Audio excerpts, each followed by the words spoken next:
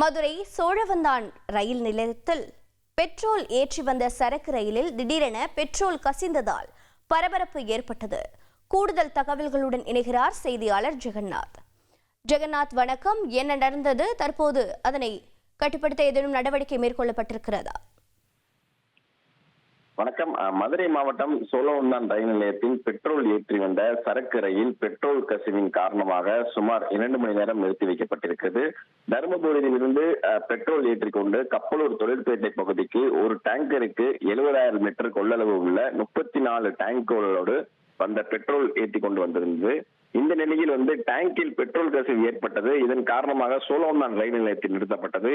ரயில் அதிகாரிகள் முன்கூட்டியே கசிவை பார்த்ததால் பெரும் அசம்பாவிதத்தை தவிர்க்கப்பட்டது. பின்பு சோழவந்தான் தீயணைப்பு துறையிற்கு தகவல் அளிக்கப்பட்ட நிலையில் மேலும் ONGC பணியாளர்கள் வரவழைக்கப்பட்டு பெட்ரோல் கசிவு சரி செய்யப்பட்டது.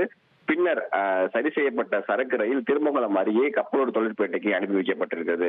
சுமார் 2 மணி நேரம் சரக்கு ரயில் தாமதத்தால் ரயில் போக்குவரத்தில் சில மாற்றங்கள் ஏற்பட்டதாக ரயில்வே துறை அதிகாரிகள் தரப்பில் கூறப்படுகிறது. சோழவந்தான் ரயில் நிலையத்தில் பெட்ரோல் கசிவின் காரணமாக இந்த பெட்ரோல் ஏற்றி வந்த சரக்கு ரயில் 2 மணி நேரம் தாமதமாக சென்றதால் அப்பகுதி முழுவதும் சிறிய சலசலப்பு ஏற்பட்டது என்று குறிப்பிடத்தக்கது. உங்கள் தந்திவன் தொலைக்காட்சியில் தெனாலிராமன் தினமும் மாலை 6 மணிக்கு காண தவறாதீர்கள்.